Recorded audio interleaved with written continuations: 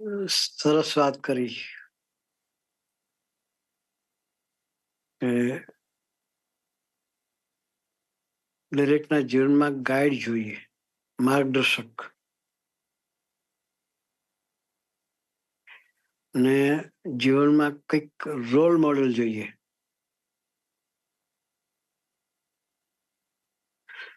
Role model હોય તો મારે કઈ રીતે જીવન જીવવું, હાઉ ટુ અપ્રોચ, એ આપણને ખ્યાલ આવે. આપણા બધાના જીવન, અમે હોય કે તમે, અમે પણ સ્ટુડન્ટ છીએ. તમે પણ બધા સ્ટુડન્ટ છો. સ્ટુડન્ટે આગળ વધવું તો શું કરવું જોઈએ? આપણા માટે રોલ મોડેલ તરીકે કોઈ પાત્ર હોય તો આપણા ગુરુ હરિહર્ષ સ્વામી મહારાજ. એના જીવનનો વિચાર કરવો પડે કે સ્વામીજી સ્ટુડન્ટ લાઈફમાં હતા. એ કઈ રીતે ફોકસ થઈને જીવતા હતા. સ્વામીજીએ આપણી શિબિરોમાં ઘણી વખત વાત કરી છે કે અમે ભણતા હતા ત્યારે ક્યારેક ટ્યુશન નથી રાખ્યું. આપણને થાય કે ટ્યુશન ના હોય તો આગળ સ્ટડી કરી શકાય જ નહીં. અત્યારના લંડનમાં ટ્યુશન રખાય છે એવી ખબર, પણ ઇન્ડિયામાં તો ટ્યુશન વગર છોકરા સ્ટડી કરી શકતા જ નથી. ટ્યુશન હોય તો જ એ લોકો આગળ સ્ટડી કરી શકે. પણ સ્વામીજી કે અમે કોઈ દી ટ્યુશન રાખ્યું જ નથી. સ્વામીજી શું કરતા હતા એ વસ્તુ આપણે વિચાર કરવો પડે. બધા ગુજરાતી સમજ પડશે ને? પણ નથી ભાઈ, તમે ઇંગ્લિશમાં સમજાવજો, કારણ કે અમને ઇંગ્લિશ આવડતું નથી. એટલે અમે પ્યોર દેશી માણસો છીએ, ગુજરાતી બોલનારા. એટલે આપણા જીવનમાં સ્વામીજી એના તરફ નજર રાખ્યું. સ્વામીજી સ્ટુડન્ટ લાઈફમાં હતા ત્યારે શું કરતા હતા? સ્વામીજી એવું કહેતા હતા અમે ક્યારેક ટ્યુશન રાખ્યું નથી. તો ટ્યુશન નથી રાખ્યું તો સ્વામી કઈ રીતે ઓલવેઝ ફર્સ્ટ ક્લાસ લાવતા હતા? સ્વામીજી એવું કહેતા કે મેં મારા જીવનમાં સારા મિત્રો રાખેલા. This is the first lesson four everybody.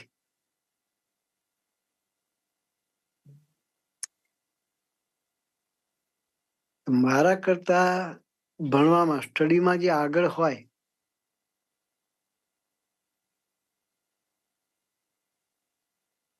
એની પાસે જ શીખી લઈએ. કે બીજું સેકન્ડ ટીચરોનું માથું ખાતા. ટીચરનું માથું ખાવાનું સમજાવતા લોકોને ન આવડે તો એની પાસે પહોંચી જતા, અડધી રાતે જગાડતા.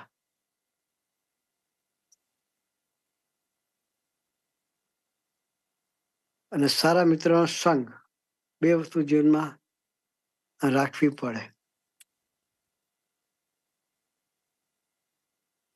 આપણે આપણા પેરેન્ટ્સના પ્રાઉડ થવું છે. આપણી પર પ્રાઉડ કરી શકે એવું આપણું લાઈફ થવું જોઈએ. સ્વામીજી સ્ટુડન્ટ લાઈફમાં હતા ત્યારે સ્વામીજીના પેરેન્ટ્સ તરીકે સ્વામીજીના જીજાજી હતા.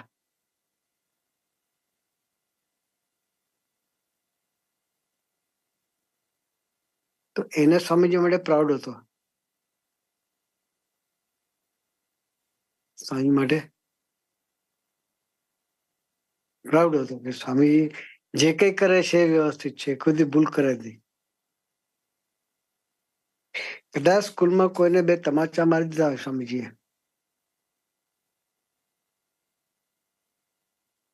તો પણ ટીચર બી વિચાર કરે કે એ છોકરોએ કોઈને માર્યું છે તો કારણ વગરની માર્યું હોય.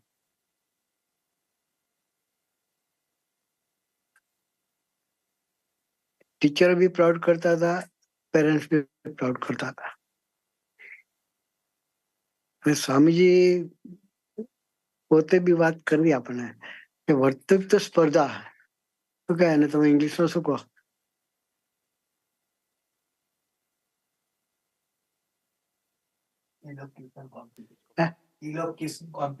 હરખી તો બોલો. Speech competition. Speech competition. અચ્છા, એમાં પણ સ્વામીજી ઓલવેઝ નંબર લાવતા હતા. સામે ધ્યેય બહુ ઊંચું હતું. જે કરીએ એ ટોપ જ થવું જોઈએ.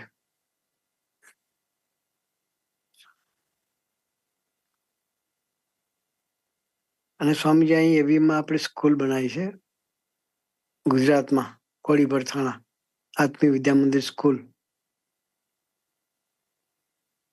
એ સ્કૂલ બનાવી છે, એનું રિઝલ્ટ બી આપણે જો વિચારીએ, આપણે ઘણા દીકરા એમના હશે અહીંયા લંડનમાં, એ બધાને ખબર છે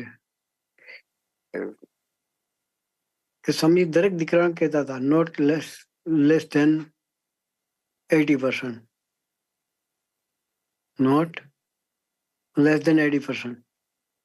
80% નીચે માર્ક્સ લાવવાનું નહીં. અને આપણે પરદેશના દીકરાઓને સ્વામીજી કહેતા કે ઓલવેઝ એ પ્લસ, નો બી, નો સી, નો ડી. હંમેશા એક ગ્રેડ જ આપણે લાવવો છે. સ્વામીજી પોતે પોતાના જીવનમાં ક્યારેય બી ગ્રેડ લાયા નથી. એટલે આપણે માટે રોલ મોડેલ સ્વામીજીને રાખવા છે. આપણે સ્વામીજી કઈ રીતે ભણતા હતા, કઈ રીતે રિસ્પેક્ટ રાખતા હતા. પેરેન્ટ્સના તમારે પ્રાઉડ રાખવો હોય તો પેરેન્ટ્સનું જીવનમાં રિસ્પેક્ટ જોઈએ.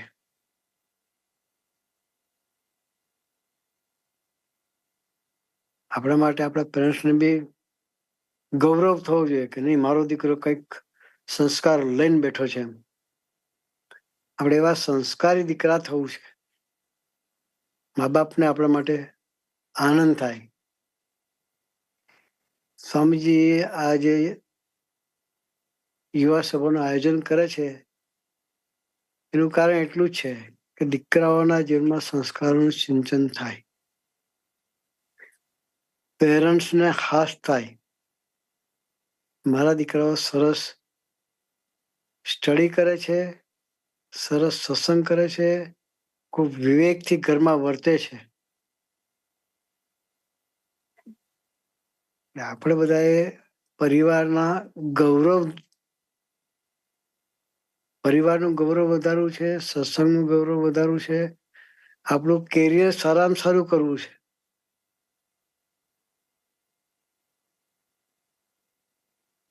એના માટે સ્વામીજી આપણને કહેતા કે સારા મિત્રનો સંગ, જેના મિત્રો સરસ હોય એનું જીવન ઉજ્જવળ હોય.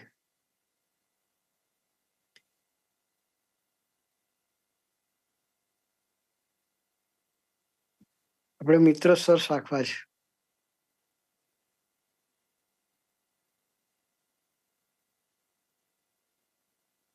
અને સત્સંગમાં આપણા જે લીડર્સ છે એ કેમ આપણે કરવું છે, બસ. બીજું આપણા પ્રદેશન બ્રહ્મયારી સ્વામી બહુ ભણેલા છે.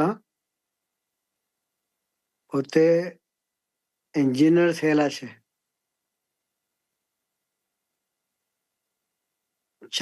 32 વર્ષથી સાધુ છે, 34 વર્ષથી, પણ છતાંય ડાઉન ટુ અર્થ છે. આપણી સાથે આપણા જેવા થઈને રહે છે. એમની સાથેની દોસ્તી આપણે કરવી છે. જે કંઈ ગાઈડન્સ જોઈએ એની પાસેથી લેવું છે. આ કાર્ય કરતા હોય છે આપણે બધા અહીં. એ બધા પાસે ગાઈડન્સ લેવું છે.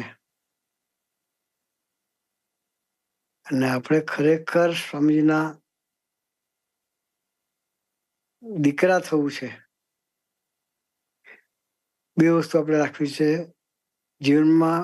આપણે સ્ટુડન્ટ છીએ, બે જ વસ્તુ જીવનમાં રાખવાની, એક સ્ટડી અને બીજો સત્સંગ. એના સિવાય કોઈ ડાયવર્ઝન ના જોઈએ.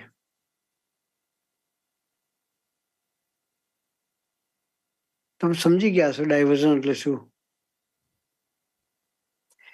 ના સમજ પડે તો બ્રહ્મિયાસાને પૂછી લો કે પ્રભુ સાંઈ ડાયવર્ઝન ની વાત કરતા હતા. આપણે રોડ પર જતા હોઈએ અને રોડ રિપેરિંગ નું કામ ચાલતું હોય, શું કહે ને તમારી ઇંગ્લિશમાં શું કહે?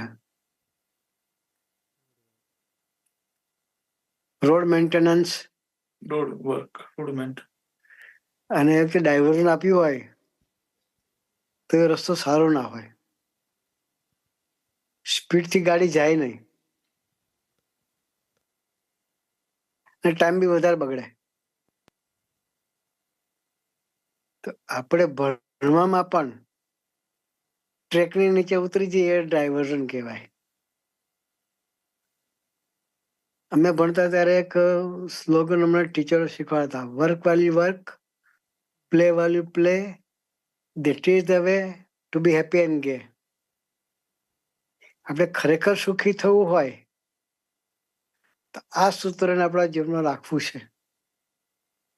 સ્ટડી ટાઈમે સ્ટડી, એમાં કોઈ ડાયવર્ઝન નહીં. અહીંયા ઘણા દીકરાઓ આવે છે. આજે 2 દીકરા તમે 12માં 12th સ્ટાન્ડર્ડમાં ભણીએ છીએ, સારા માર્ક આવે એવું આશીર્વાદ આપો. શું કે? એવા આશીર્વાદ આપો. આશીર્વાદથી કામ ના થાય, પણ પોતાની મહેનત બી જોઈએ. સક્સેસના 3 પોઈન્ટ છે.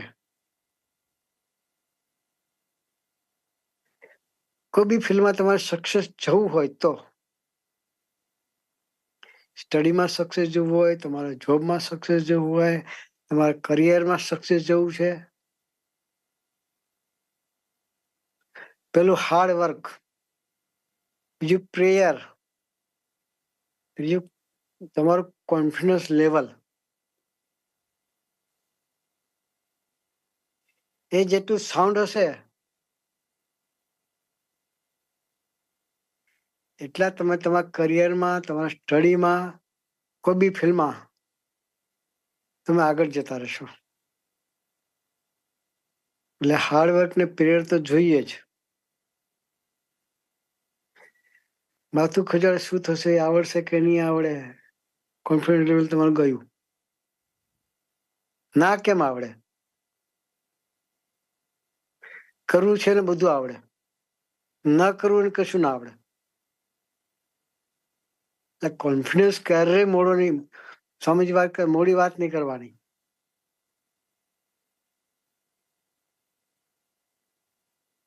આપણે આ 3 વસ્તુ વધારીએ.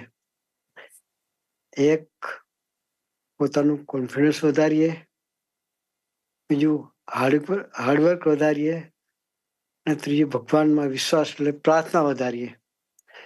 ન આવડે ગમે ત્યારે પ્રાર્થના કરીને મંડી પડીએ તો સ્વામીજી આપણને બળ આપે આપે ને આપે જ. આના માટે છે ને તમારે એક વસ્તુ કાળજી રાખવાની કે આ એવીડીની આપણી જે ગુરુવારની સભા થાય છે,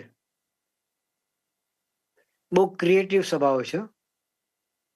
છોકરો સ્ટુડન્ટ્સ પોતાના એક્સપિરિયન્સ શેર કરે છે કે અમે અમારા જીવનમાં કઈ રીતે આગળ ગયા. હમણાં એક દીકરાને આ ગયા ગુરુવારનું તમે કદાચ ઓનલાઈન હશે, સાંભળજો. એક દીકરો પોતાનો પ્રસંગ શેર કરતો હતો કે જ્યારે એ સ્ટડી કરવા માટે વિદ્યાનગરમાં આવ્યો અને કેમિસ્ટ્રી સબ્જેક્ટ ફાવે જ નહીં. 100માંથી 39% આવેલા. કેટલા %? Passing marks. Passing marks. હવે એ શું ભણે તમે વિચાર કરો. પણ એના જીવનમાં સંતોની ગોદ મળી તો એ છોકરો એટલું બધો ફોકસ ધીરે ધીરે ધીરે થતો ગયો. તો અત્યારે પીએચડી કરે છે ને પીએચડીમાં પોતે એક પેટર્ન બનાવી છે. ગુજરાતમાં ફર્સ્ટ સ્ટુડન્ટ એવો છે જેને પોતાની પેટર્ન બનાવી. એની એજ છે ખાલી 25 વર્ષની, 27 વર્ષની. પીએચડી થઈ ગયો. બેટરી પર પીએચડી કરીશ. પાવર કે પાવર